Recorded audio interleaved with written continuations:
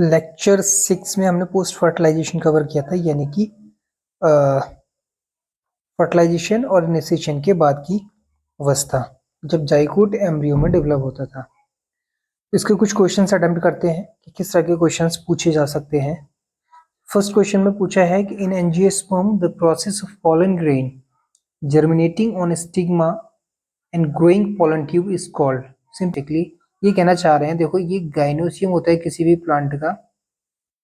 इस गाइनोसियम का जो ऊपर वाला पार्ट होता है जहाँ पे पॉलन ग्रेन्स लैंड होता है, मान लिया ये पॉलन ग्रेन है, ठीक है, और लैंड होने के बाद पॉलन ग्रेन से जो पॉलन ट्यूब डेवलप होती है, मतलब लैंड से लेके पॉलन ट्यूब के डेवलपमेंट तक की जो प्रोसेस होती है, इसको क्या कहते हैं? तो इसका आंसर होना जाना चाहिए पॉलिनेशन। ठीक है, फर्स्ट ऑप्शन में कह रहा है फर्टिलाइजेशन। फर्टिलाइजेशन तो नहीं होगा क्योंकि फर्टिलाइजेशन का मतलब क्या होता है?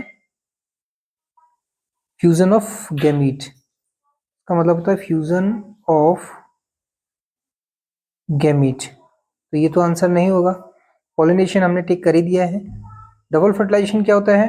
डबल फर्टिलाइजेशन का मतलब होता है जब इस पॉलन ट्यूब में दो न्यूक्लियस होते हैं, एक न्यूक्लियस इस ओवरी के अंदर ओव्यूल, ओव्यूल के अंदर जो न्यूक्लियस होते हैं उसमें दो न्यूक्लियस होते हैं, ठीक है, एक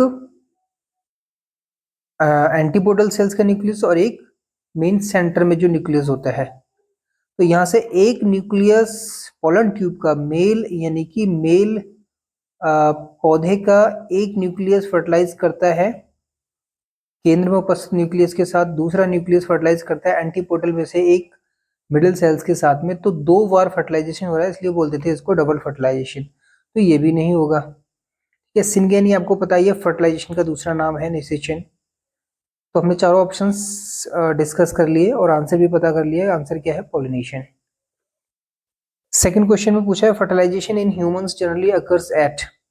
अब ह्यूमंस की बात कर रहा है तो ह्यूमंस के लिए हमें थोड़ा बहुत इसका स्ट्रक्चर ये पता होना चाहिए। आपको अगर इस तरह से यूट्रस का स्ट्रक्चर होता है, मैं पूरा नहीं बना रहा हूँ, ठीक है, फिर इधर से ये दूसरा पार्ट आएगा सब। तो ये वाला जो पार्ट होता है जहाँ पे फिंगर लाइक स्ट्रक्चर्स होते हैं और इधर से ये यहाँ पे ओवरी लगी अटैच्ड होती है, ठीक है, यहाँ से ओवा निकल के ओवरी से ओवा निकलता है और कहाँ पहुँचता है? फेलोपियन ट्यूब कहते हैं इस पूरे पार्ट को, कहते हैं ये जो पूरा हिस्सा है यहाँ से लेके यूट्रस से लेके फिंगर लाइक स्ट्रक्चर था, इसको बोलते हैं फेलोपियन ट्यूब। फेलोपियन ट्यूब, तो फेलोपियन ट्यूब के अपने आप में कई हिस्से होते हैं। जो फिंगर की तरफ का स्ट्रक्चर होता है, फिंगर लाइक स्ट्रक्चर, हाथ की जैसी संरचना होती है, इसको बोलते हैं इनफंडिबुलम। इनफंडिबुलम शॉर्ट में, ठीक है। और इनफंडिबुलम के बाद का, या कह सकते हैं हम इसके जो बीच का पार्ट है, इसको बोलते हैं एम्पुल्ला। एम्पुल्ला, ठीक। और जो यूट्रस की तरफ वाला पार्ट है, ये वाला हिस्सा, इसको बोलते हैं इस्थमस। इस्थमस। तो एम्पुला, इस्थमस और इनफंडिबुलम ये तीनों फेलोपियन ट्यूब के ही पार्ट है, तो इसमें कंफ्यूज नहीं होना है। तो बेसिकली हम कह सकते हैं कि फेलोपियन ट्यूब अपने आप में तीन पार्ट में, कह सकते हैं हम, डिवाइड रहती है, या हम कह सकते हैं तीन पार्ट में हम इसको समझते हैं।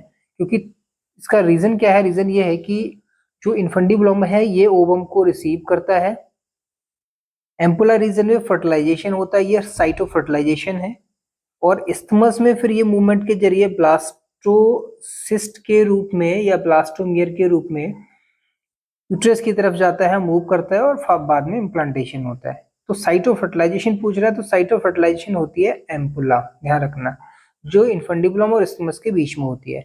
Fertilisation in humans occurs at, कहाँ पे होगा? सी ऑप्शन है, एम्पुलरी और इस्थमस जंक्शन, क्योंकि ये एम्पुलर है और इधर यूट्रस की तरफ से इस्थमस आ रहा है, तो जहां पे ये दोनों ट्यूब मिलती हैं, आप कह सकते हो कि जो कर्व एरिया होता है, इस एरिया में कहीं भी फर्टिलाइजेशन होता है। तो आंसर हो जाएगा एम्पुली और isthmic junction of fallopian tube. Ovary से ओवम बनता है, तो ये आंसर नहीं होगा, यहाँ फर्टिलाइजेशन नहीं होता है। ओवरी क्या है? Basically site of production of ovum या अंडाणु, अंड का प्रोडक्शन करने वाली साइट। यूट्रस क्या है? साइट ऑफ इम्प्लांटेशन है ये, जहां एक तरह से आप कह सकते हो कि जो फर्टिलाइज्ड ओवा होता है जिसको, जो कि ब्लास्टुला उसके बाद गैस्ट्रुला में बदलता है और फिर एक यूट्रस की वॉल में इम्प्लांट हो जाता है, तो ये भी नहीं होगा। सर्विक्स बेसिकली एक तरह का कैनल का काम करती है ड्यूरिंग द इंटीमेसी, तो ये भी नहीं होगा आंसर इसका। सर्विक्स बेसिकली एक तरह से कह सकते हैं पाथवे है, पाथवे ऑफ सीमेन, ठीक है, pathway of semen to the uterus से कह सकते हैं।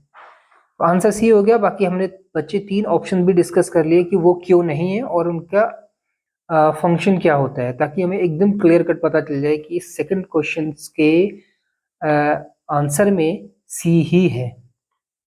देखो थर्ड क्वेश्चन में पूछा हुआ है double fertilization is a characteristic feature of. Double fertilization हम बात कर चुके हैं पहले। डबल फर्टिलाइजेशन क्या होता है? जब ओवरी में फॉलन ट्यूब में उपस्थित 2 न्यूक्लियस, जब ओव्यूल, ओवरी के अंदर ओव्यूल, ओव्यूल के अंदर एम्ब्रियो सैक, उसके अंदर 2 न्यूक्लियस के साथ अलग अलग जगह पे फर्टिलाइजेशन होता है 2 बार, तब उसको हम बोलते हैं डबल फर्टिलाइजेशन।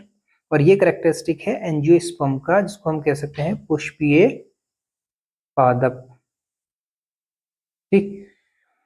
जिम्नोस्पर्म, ब्रायोफाइट्स और टेरिडोफाइट्स में ऐसी कोई घटना नहीं होती डबल फर्टिलाइजेशन वाली, तो इसकी हम बात डिटेल में नहीं करने वाले, क्योंकि यार सबके डिटेल के सबके फर्टिलाइजेशन की डिटेल में जाएंगे तो बहुत लंबा हो जाएगा ये। क्वेश्चन 4 में पूछा है इन angiosperm the zygote is haploid, diploid, triploid, polyploid. तो समझ लो अच्छी तरह से, जाइगोट होता है बेसिकली 2n, जिसको हम डिप्लॉइड कहते हैं। ट्रिप्लॉइड होता है इसमें एंडोस्पर्म, एंडोस्पर्म जो बनता है वो ट्रिप्लॉइड होता है, ठीक है। हैप्लॉइड होती हैं एंटीपोलर सेल्स। जब सेकंड चैप्टर हम स्टार्ट करेंगे तो उसमें डिटेल में बात करेंगे इनकी, ठीक है। वैसे तो ये क्वेश्चन, चलो फिर भी जब ले लिया है तो बात कर लेते हैं। तो आंसर क्या हो जाएगा इसका? बी हो जाएगा, डिप्लॉइड। ट्रिप्लॉइड एंडोस्पर्म होता है और हैप्लॉइड एंटीपोडल सेल्स होती हैं, ठीक। फिफ्थ क्वेश्चन में पूछा है which of the following correctly matches the post fertilization product in angiosperm. यानी कि पुष्पीय पादप में पोस्ट फर्टिलाइजेशन में सही क्रम क्या है, कौन सा पार्ट किस में बदलता है? ओव्यूल फ्रूट में बदलता है, बिल्कुल गलत है। ओव्यूल बदलता है सीड में, तो ये ऑप्शन तो नहीं होगा, पहला ऑप्शन गया, ये नहीं होगा। ओव्यूल सीड में बदलता है, बिल्कुल सही है। ओवरी फ्रूट में बदलती है, तो आंसर तो हो गया बी। आपको याद होगा जब हमने थ्योरी पढ़ी थी तो उसमें एक हल्के लेवल पे हमने डिस्कस किया था कि ये मान लो ओवरी है और ओवरी के अंदर इस तरह से हमने एक बीजांड बनाया था, ठीक है, और उसके अंदर बीच में क्या था? एम्ब्रियो था। तो हमने बात की थी कि जो ओवरी है, ओवरी फ्रूट में बदलती है यानी कि फल में। ओवरी के अंदर जो ओव्यूल है उससे बनता है सीड, बीज, और इसके अंदर जो एम्ब्रियो है, ठीक है, एम्ब्रियो से क्या बनेगा? सीधी सी बात है, आपको पता ही है, ठीक है। एम्ब्रियो से क्या बनेगा? डेवलप होके प्लांट, क्योंकि एम्ब्रियो से फिर रूट और शूट बनते हैं। तो बेसिकली ये जो है सीड और ओवरी, ये सारे के सारे इसके क्या है? एम्ब्रियो को कवर्ड या प्रोटेक्शन देने के लिए एक कोट की तरह काम करते हैं।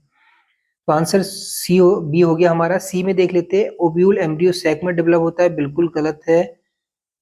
ओवरी एंडोस्पर्म, ये भी गलत है, ठीक है। ओव्यूल पोलन, ये तो बाकी तो एकदम ही ये कह सकते हैं इलॉजिकल ऑप्शन दे रखे है, तो सोचने की जरूरत नहीं है। 6 क्वेश्चन में दे रखा है इन angiosperm the ploidy of the following structure is.